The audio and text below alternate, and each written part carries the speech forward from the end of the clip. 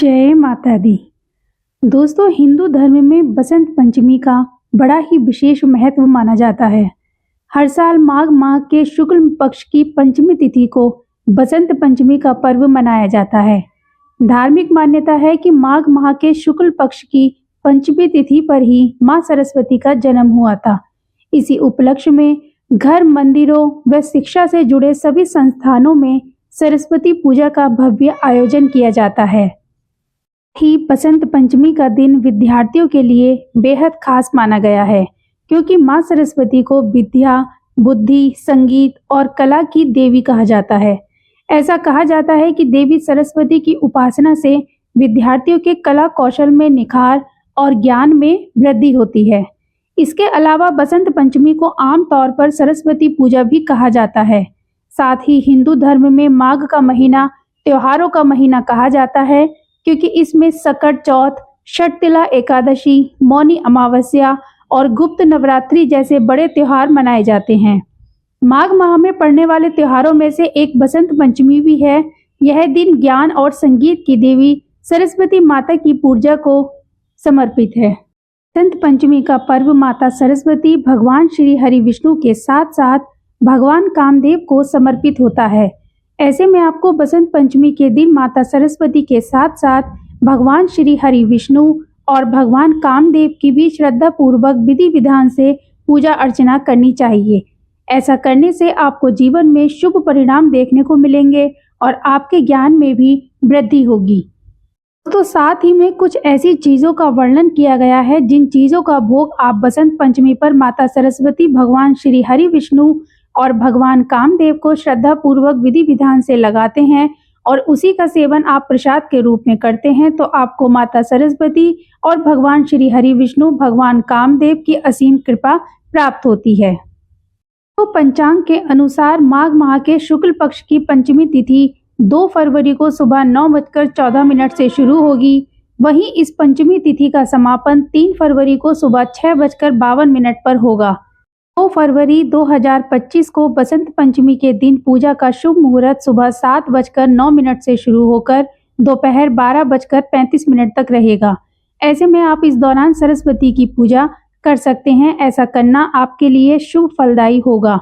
इसके अलावा पंचांग के अनुसार 2 फरवरी बसंत पंचमी को उत्तरा भाद्रपद नक्षत्र बनेगा, जिस पर शिव और सिद्ध योग का संयोग रहने वाला है।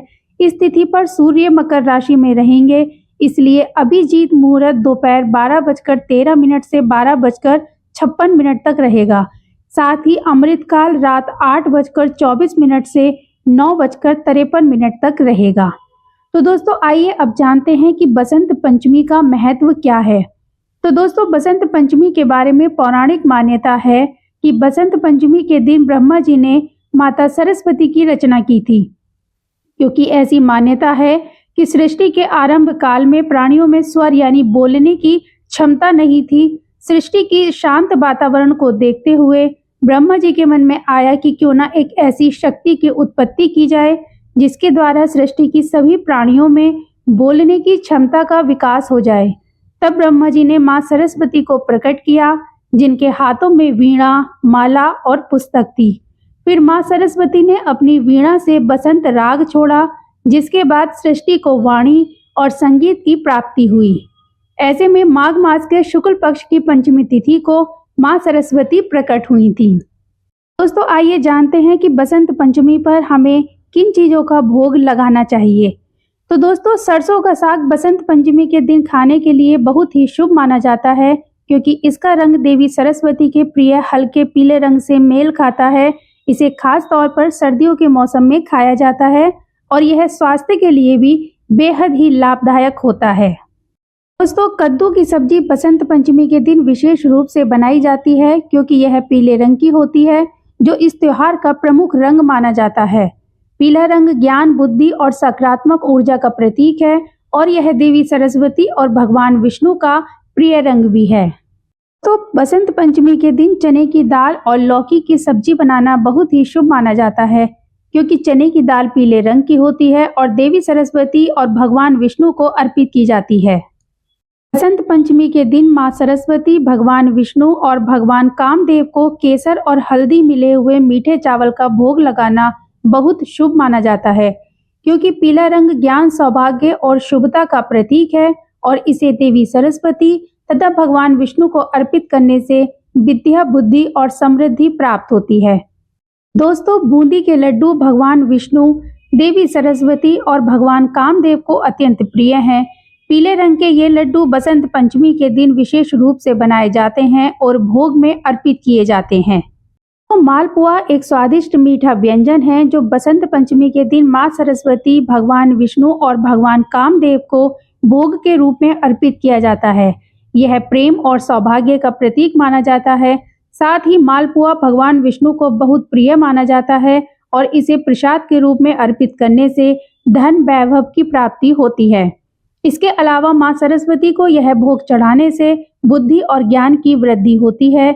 इसके साथ ही भगवान कामदेव को यह भोग समर्पित करने से दाम्पत्य जीवन में प्रेम बना रहता है और रिश्तों में मिठास आती है। तो खीर बसंत पंचमी के दिन का एक प्रमुख भोग है जिसे देवी सरस्वती, भगवान विष्णु और भगवान कामदेव को अर्पित किया जाता है। यह दूध, चावल, चीनी, केसर और इलायची डालकर बनाया जाता है। ऐसे में मां सरस्वती को दूध और चावल से बने मीठे व्यंजन विशेष रूप से प्रिय होते हैं। भगवान विष्णु को भी यह भोग अत्यंत प्रिय है और इसे भगवान विष्णु को अर्पित करने से जीवन में सुख समृद्धि आती है।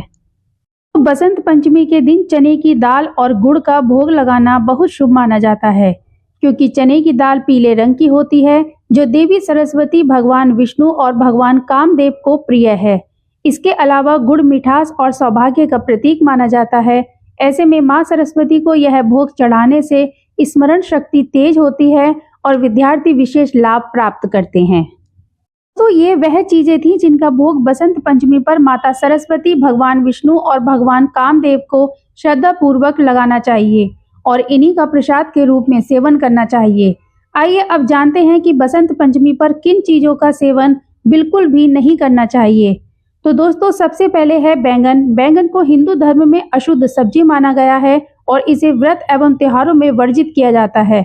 ऐसे में बसंत पंचमी के दिन देवी सरस्वती, भगवान विष्णु और भगवान कामदेव को शुद्ध और सात्विक भोग अर्पित किए जाते हैं। इस दिन बिल्कुल भी बैंगन नहीं खाना चाहिए।